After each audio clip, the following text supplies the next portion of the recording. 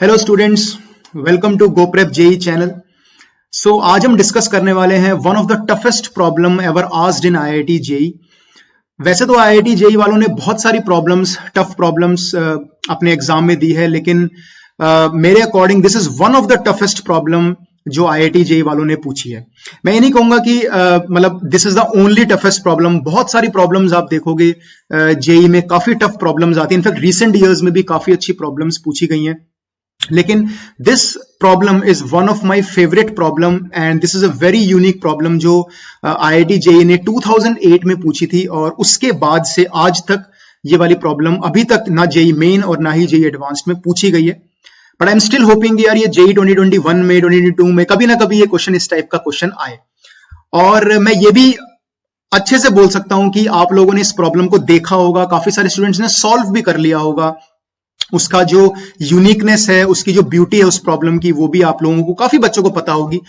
लेकिन काफी बच्चे हैं जिनको नहीं पता होगी, और आगे फ्यूचर के लिए आप इसको जानना जरूर चाहोगे कि ऐसी कौन सी प्रॉब्लम है जो one of the toughest problems of IIT JEE ने जो पूछी है उसकी कैटेगरी में आती है।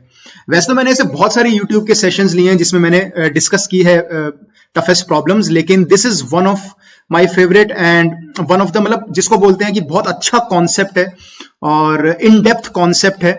और उस टाइम जब ये प्रॉब्लम आई थी तो आई थिंक काफी सारे स्टूडेंट्स 2008 में शॉक हो गए थे कि यार ये क्या प्रॉब्लम आई है। दिखने में थोड़ी आसान लग रही थी, बट स्टिल बहुत सारे स्टूडेंट्स इसको डिकोड नहीं कर पाए थे। Many of the students were not be able to solve the problem.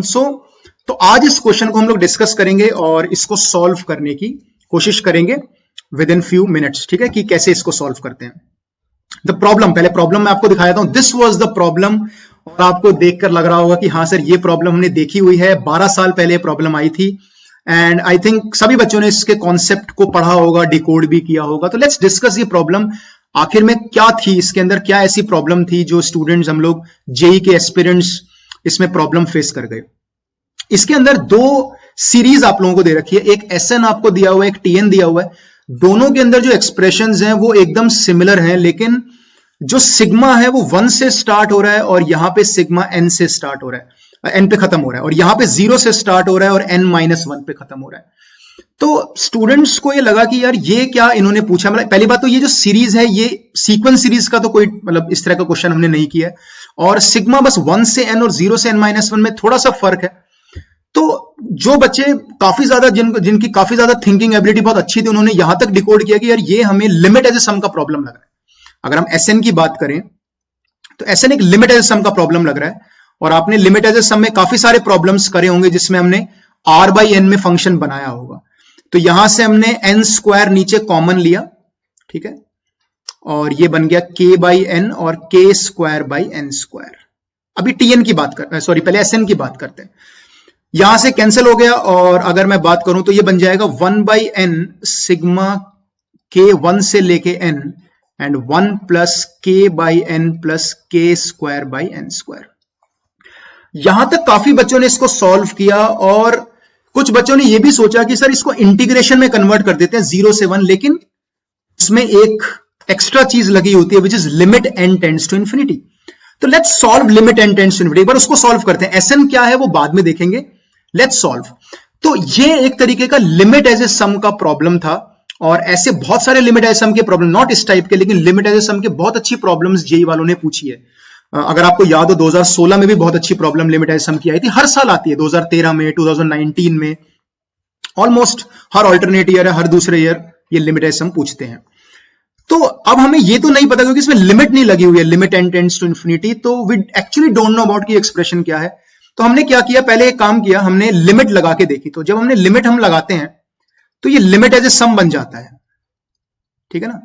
Limit as a सम का कॉन्सेप्ट आई थिंक आप लोगों को पता होगा कि इसको मैं लिख सकता हूं इंटीग्रेशन ऑफ 0 से 1 dx over x square plus x plus 1, ठीक है। एक्चुअली लिमिट एज ए सम का एक बहुत अच्छा फॉर्मूला होता है कि अगर आप लिमिट n टेंड्स, यहां बता रहा हूं ऊपर, limit n tends to infinity 1 by n sigma अगर करते हो f of r by n, where r की वैल्यू चाहे 1 से लेके n हो, तो इसको आप लिख सकते हो 0 से 1 fx dx।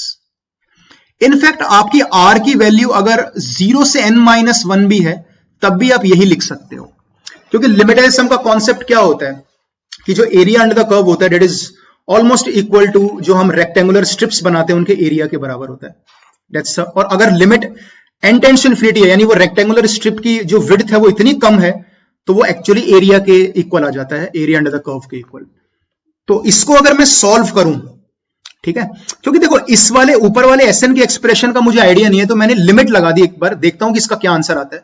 जब आप इसे सॉल्व करोगे परफेक्ट स्क्वायर बना के, तो I think you will be able to solve it, और इसका जो आंसर आएगा 3/4 आ जाएगा। यहां पे tan इनवर्स का फॉर्मूला लगेगा, इसे सॉल्व करके देखना, I think you will get π/3√3, ये आपको आंसर मिल जाएगा। अब इसके पीछे लॉजिक क्या है कि SN आपको दिया हुआ है 1/n sigma k = 1, but there is no limit n tends to infinity. दोनों में देख लो कोई लिमिट नहीं है। अगर लिमिट होती तो इन दोनों के जो एरियाज होते फिर भी हम लोग बोल सकते थे कि ये π/√3 के इक्वल होते, पर यहां पे लिमिट नहीं है, तो अब इसको कैसे हम लोग टैकल करें। तो π/3√3 तो आ गया आंसर, हमें पता है अप्रोक्सीमेटली आंसर आ जाता है लिमिट जब n बहुत बड़ा हो, लेकिन यहां पे n बड़ा नहीं है, यहां पे नॉर्मल k = 1 से लेके n है, ठीक है। तो अब इसका क्या मतलब है ये बात करते हैं। तो मैं इस सिग्मा को क्या लिखने वाला हूं बच्चों, मैं इस सिग्मा को एक बार लिख देता हूं f of k/n, बाहर तो 1/n है, तो इसको मैंने लिख दिया, जिसमें हमारा जो फंक्शन है वो है हमारा 1/x² + x + 1। तो अगर आप ध्यान दो तो ये वाला जो समेशन है, this is actually area of rectangle, ये एक एरिया ऑफ रेक्टेंगल है। देखो 1/n जिसकी विड्थ है, जिसकी विड्थ जो है वो 1/n है, और जिसकी जो लेंथ है वो आपकी fk/n है, जबकि k अलग अलग होगा, मतलब अलग अलग रेक्टेंगल्स का सम है, लेकिन इसमें n जो है वो इंफिनिटी तक नहीं जाएगा, n जो है वो इंफिनिटी नहीं जा रहा। अगर n इंफिनिटी होगा, इतनी छोटी रेक्टेंगुलर स्ट्रिप्स होंगी कि n इंफिनिटी पे जा रहा है, फिर तो वो लिमिटाइज सम का कॉन्सेप्ट लग जाएगा, एरिया अंडर द कर्व आ जाएगा। तो एरिया अंडर द कर्व तो आ ही चुका है π/√3, लेकिन without n tends to infinity जो ये लिमिट दे रखी है आपको, ये जो सिग्मा दे रखा है, this is actually area of rectangle, ठीक है, जिसकी विड्थ कांस्टेंट 1/n है और जिसकी लेंथ f of k/n है।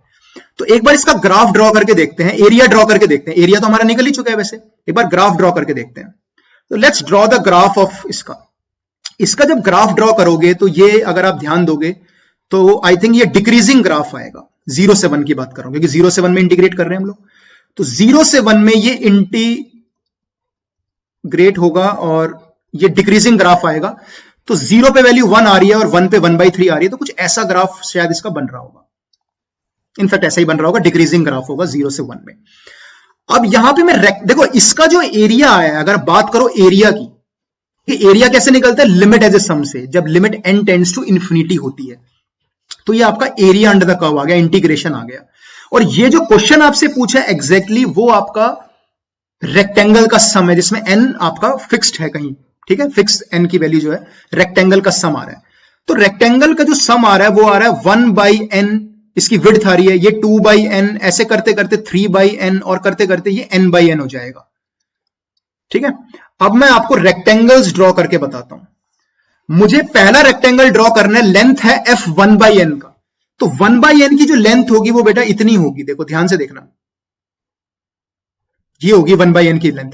तो इसका रेक्टेंगल बनाना है, ये रेक्टेंगल हो गया, ये तो एरिया हो गया जो पूछ रहा है वो, देखो ध्यान से देखो, 1/n into f of 1/n, f of 1/n क्या है आपका, fx तो यही है, वही 1/n वही हो गया, आपको fx में डाल दिया आपने। फिर 2/n का जो एरिया होगा वो ये वाला होगा, तो 2/n का ये होगा, 3/n का ये होगा। तो आप क्लियरली देख सकते हो कि यहां पे जो एरिया अंडर द कर्व आ रहा है, जो एरिया अंडर द कर्व आ रहा है वो क्लियरली देख सकते हो वो ज्यादा आ रहा है एरिया ऑफ रेक्टेंगल से, रेक्टेंगल्स से, बल्कि रेक्टेंगल्स, एरिया ऑफ रेक्टेंगल से ज्यादा आ रहा है। इसका मतलब आपका जो एरिया ऑफ रेक्टेंगल है वो है सम ऑफ सीरीज, जो आपसे पूछी गई है SN, और आपका जो एरिया अंडर द कर्व है वो है π/3√3। तो पहला ऑप्शन बिल्कुल सही हो गया। So I think logic is clear कि वो क्या चाहते हैं कि आपको उन्होंने एक ऐसा फंक्शन दे दिया जो दिखने में लिमिट एज ए सम जैसा है, तो वो चाहते हैं कि आप पहले उसका एरिया निकालो limit n tends to infinity करके। आपने वो ग्राफ बनाया n टेंड्स टू इन्फिनिटी करके, आपने उसका एरिया निकाल दिया π/3√3। अब वो जो आपको सीरीज दे रखी है that's simply but area of different rectangles of different height, width सबकी सेम है, सबकी विड्थ 1/n है और सबकी जो हाइट है वो f1/n f2/n वो दे रखी है। तो आप देख सकते हो आपकी पहली हाइट f1/n है तो उस हाइट का रेक्टेंगल बनाया, फिर 2/n हाइट का रेक्टेंगल बनाया, 3/n की रेक्टेंगल का हाइट का आपने रेक्टेंगल बनाया। तो उन सारे एरिया का सम आप देख सकते हो वो कम आएगा एरिया से, क्योंकि इतना एरिया खाली छूट रहा है, ये वाला एरिया खाली छूट रहा है। तो दिस वाज द लॉजिक जो उस टाइम शायद बच्चों ने बिल्कुल नहीं पढ़ा था, अब फिर भी काफी बच्चे इसको पढ़ चुके हैं। जिन्होंने नहीं पढ़ा है या रिवाइज करना है आप इस क्वेश्चन के थ्रू देख सकते हो। सो ये एक काफी अच्छा कॉन्सेप्ट है और इसको रीमेन सम ऑफ इंटीग्रल बोलते हैं, जो हमारे आईआईटी के कोर्स में है नहीं, बट इट्स रिलेटेड टू, मतलब ये जेई से रिलेटेड, ऐसा नहीं कि जेई के बाहर ही उन्होंने बिल्कुल पूछ लिया, but yes this was the question which no one expected कि हाँ इस टाइप से आ जाएगा। और लिमिट एज सम को इतना गौर से पढ़ना वो भी हम लोग उस टाइम नहीं करते थे, लेकिन अब हम लिमिट एज सम को काफी ज्यादा अच्छे से पढ़ने लगे हैं। अच्छा, व्हाट अबाउट टीएन? अगर मैं टीएन की बात करूं तो टीएन में भी सब कुछ सेम होगा, बस एरिया ऑफ रेक्टेंगल में जो आपको सम ऑफ सीरीज चाहिए वो 0 से स्टार्ट होगा, बिल्कुल सेम। मतलब अगर मैं टीएन की बात करूं, है ना, तो टीएन आपका आ रहा है sigma k is equal to 0 से n-1, ठीक है, और ये हो जाएगा आपको वही सेम 1/n बाहर हो जाएगा और 1/1 प्लस k/n प्लस k²/n², ये हो जाएगा। अगर मैं इसमें limit n tends to infinity लगाऊं टीएन में, फिर तो area under the curve same ही आ जाएगा, इसमें कोई दो राय नहीं है।